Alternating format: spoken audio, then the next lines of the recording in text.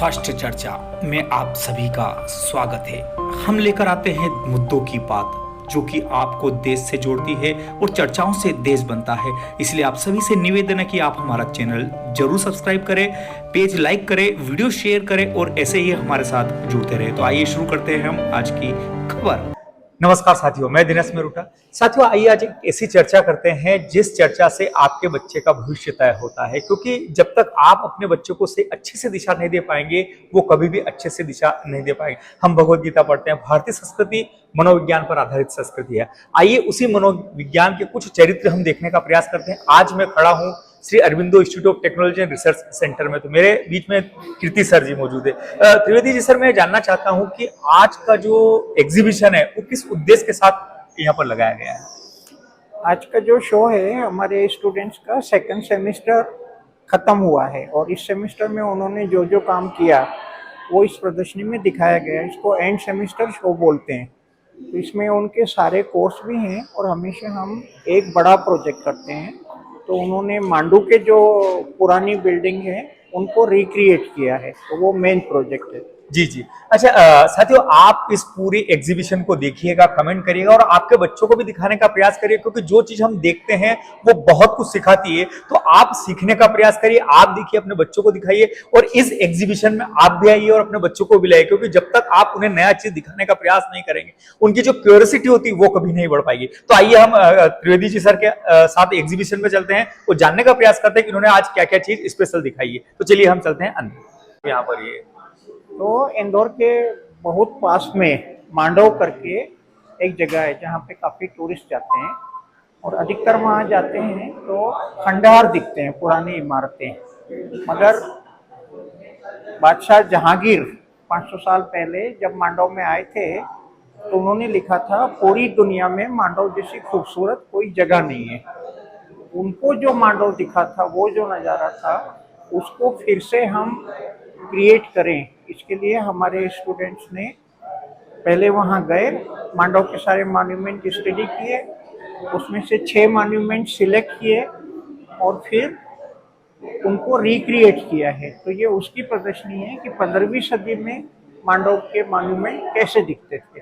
जी। तो जहाज महल के आसपास का पूरा एरिया, हमारे हिसाब से जहाज महल के आसपास का पूरा एरिया एक बड़ा वाटर रिसोर्ट था, क्योंकि पहाड़ के ऊपर पानी से खेलना, तो उसमें स्विमिंग पूल भी है, तैरने की जगह भी है। जहाज महल खुद उसके ऊपर बैठे तो ऐसा लगता है कि समुद्र के बीच में जहाज है। फिर एक जलमहल एरिया जहाँ कोई नहीं जाता, चंपा बावड़ी है, एक वाटर गार्डन है नहर झरोखा, बावड़ी है, सामने है कपूर तालाब है। तो पूरे एरिया में वाटर मॉन्यूमेंट्स हैं। और जो हिंडोला महल है, इसको राजा के दर्शन करने की जगह मानते थे, और हमारी रिसर्च के हिसाब से यहाँ पे परफॉर्मेंसेस होती थी। लोग यहाँ पे दिन भर वाटर प्ले करने आते थे और कुछ ये देखते भी होंगे। और ये जो जलमहल का एरिया है, यहाँ पे वाटर स्टोरेज की बहुत बड़ी व्यवस्था है, बहुत डीप टैंक बने हुए हैं। तो एक बार बारिश में इतना पानी इकट्ठा हो जाता था कि साल भर पूरे मांडव को पानी मिलता था। तो ये उसका अध्ययन हमने किया है। जी। तो 18वीं सदी में एक ब्रिटिश सोल्जर आया था और उसने वर्णन लिखा है जहाज महल का कि बहुत बड़ा पानी, अभी इसमें देखिए इतने सारे पानी में जहाज जैसा दिखता है रात को। उसमें बत्तखें तैर रही हैं, पूरा पानी है, झाड़ हैं।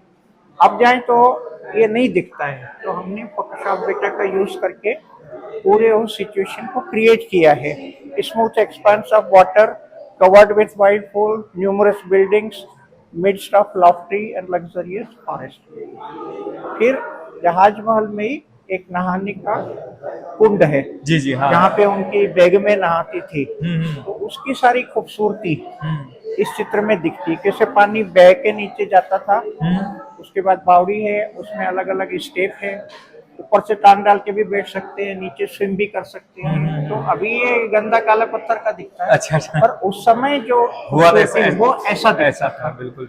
अपन अभी जाते हैं खाली पत्थर की ग्रे कलर की दिखती है, पर उसमें जो टाइल और जो रंग लगे हैं उससे ये पता चलता है कि ऊपर की डोम नीली थी, हाँ। और सफेद और नीले पत्थर उसमें अभी भी उसके हिस्से दिखते हैं। तो वो सारे रेफरेंस देके और दूसरे आर्किटेक्चर के रेफरेंस देख के हमने ये उस समय बना था तब जहाजमहल कैसा दिखता था वो दिखाया। और ये दूसरी मंजिल का पुल है, वो पहली मंजिल का पुल है। पहली मंजिल। तो इसमें दो तो पुल थे। ये दिलावर खां का पूरा पैलेस था, कहते हैं उसकी 15,000 उसके हरम में महिलाएं थी। 15,000। तो ये सारे प्लेजर चीजें, उसकी छत पे गाने के प्रोग्राम होते थे, ये सबके साथ बैठ के ये एक्चुअल बिल्डिंगें हैं, वो डांस का प्रोग्राम हो रहा है। तो उस समय का दिखे कि ये बिल्डिंग में ये सब होता था, ये हम दिखा रहे हैं जी। दूसरी बहुत फेमस जो इमारत है हिंडोला महल, उसकी दीवारें टेढ़ी है तो ऐसा लगता है वो झूलती है। झूल रही है। हाँ, तो ये एक तरह का ऑडिटोरियम और परफॉर्मेंस पैलेस था। पीछे से राजा महाराजा हाथी से और उनकी बैग में आती थी, तो उनको छोड़ के फिर हाथी वापस जाते थे। तो ये पूरा रिपेयर करके, और ये अंदर जाने का रास्ता है, अंदर लोग जो डांस देखने जाते थे। और ये अंदर का पूरा ऊपर जो है बेगमों के बैठने के लिए सेकंड फ्लोर पे व्यवस्था थी। अच्छा। उसमें जाली थी, तो वो देख सकती थी, उनको कोई नहीं देख सकता। और नीचे डांस या म्यूजिक जो भी हो रहा है, और यहाँ पे राजा बैठता था। तो ये राजा के बैठने का झरोखा है। तो अभी ये ऐसी दिखती हैं टूटी हुई, पर वो जब बनी थी तो हमने रिपेयर करके और उसमें लोग डाल के ये आइडिया दिया कि ऐसा था एक्चुअली। बिल्कुल। जो बोल रहे जहांगीर की इतनी बढ़िया कोई चीज नहीं थी, उसको ये दिखा था। तो इसलिए जहाजमहल के एकदम पीछे एक जगह है जिसका नाम है नहर झरोखा। वहाँ कोई जाता ही नहीं है क्योंकि वो प्लेन ग्राउंड है, वहाँ लगता है कुछ नहीं है, पर एक्चुअली ये वाटर गार्डन है जो जिसमें पानी है, फव्वारे हैं, नहाने की जगह है, गर्म पानी की जगह है, इसमें स्विमिंग पूल है, इसमें अलग अलग कमरे दिए हैं जिसमें तैयार हो सकते हैं। तो ये बहुत इलाबरेट, और इसकी 20 फुट ऊंची दीवार है सब तरफ से, और अंदर घुसने का एक ही दरवाजा है। इसका मतलब ये बहुत वीआईपी और हाई क्लास लोगों की बेगमों के लिए ही होगा, हर कोई जा नहीं सकता। तो इस तरह की पूरा खूबसूरत नज़ारा था।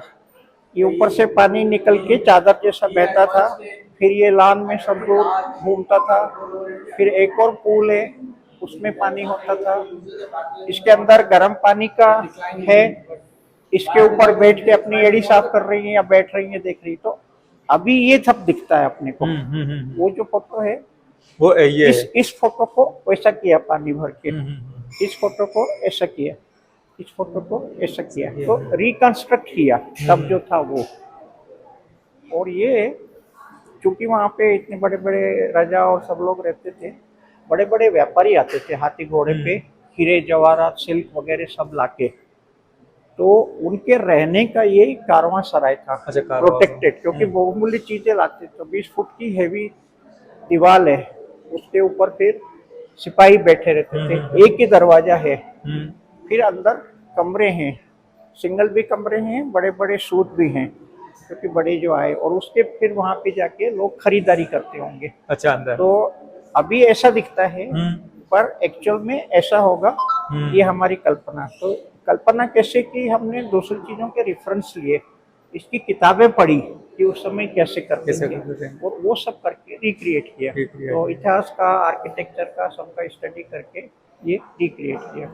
तो ये एक प्रदर्शनी है। दो और चीजें हमने स्टडी की पर वो पूरा नहीं हुआ, पर साथ में पूरा होने के बाद एक किताब बनाएंगे। जी। अच्छा सर, एक बार तो जैसे आपने इतनी मेहनत की, काफी लंबा समय लगा होगा इस काम को करने में, तो इसका मोटो क्या रहा होगा? क्या लर्न करना चाहिए आम लोगों को, जनता को, जो पढ़ना चाहता है उनको क्या लर्न करना चाहिए इन सब चीजों से?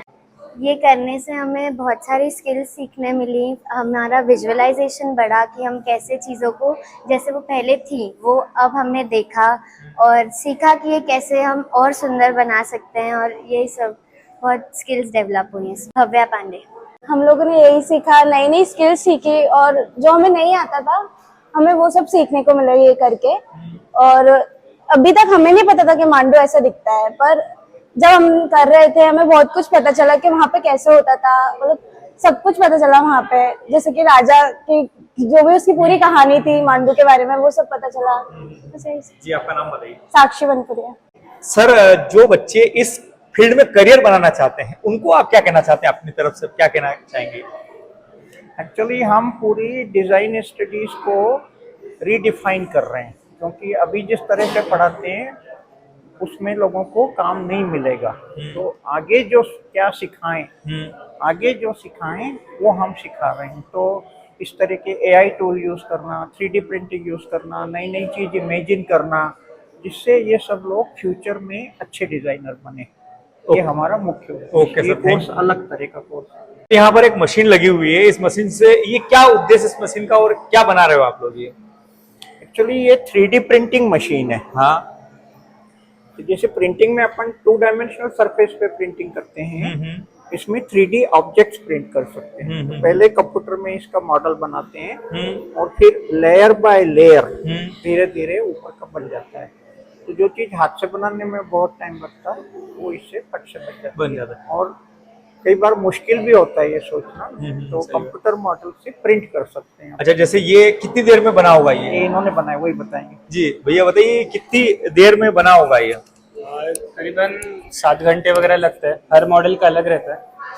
जैसे कुछ कॉम्प्लेक्स रहते हैं तो उनमें ज्यादा टाइम लगता है, कुछ सिंपल रहते हैं तो कम टाइम लगता है। अच्छा, आपको क्या लर्न हुआ इसको बनाने से? आपको क्या लर्न?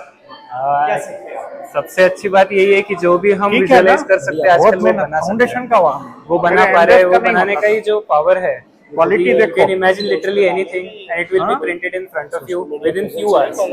वही सबसे अच्छी रेगुलर इंस्टाग्राम पर साथियों, हम लोग जुड़े सर से और यहाँ के स्टूडेंट से भी जुड़े और हमने जानने का प्रयास किया कि इससे क्या सीखा जा सकता है और इससे देश में क्या परिवर्तन हो सकता है। तो आपने इस पूरे वीडियो को वॉच किया है तो आप भी अब कमेंट सेक्शन में जाइए, कमेंट करके बताइए कि आपने नया क्या सीखा, आप अपने बच्चे को दिशा किस प्रकार से देना चाहते हो। आप अगर स्टूडेंट है तो आपका करियर किस दिशा की ओर बढ़ना चाहिए, आप जरूर कमेंट करिएगा, क्योंकि आज जो हमने धरोहर बताई है ये बहुत महत्वपूर्ण है। आप मांडव जानने से पहले इस वीडियो को अगर पूरा वॉच कर लिया तो आपको मांडव घूमने में बहुत आनंद आएगा, ऐसा मेरा विश्वास है। तो चलिए मिलेंगे नए वीडियो के साथ, तब तक के लिए बाय, जय हिंद, जय।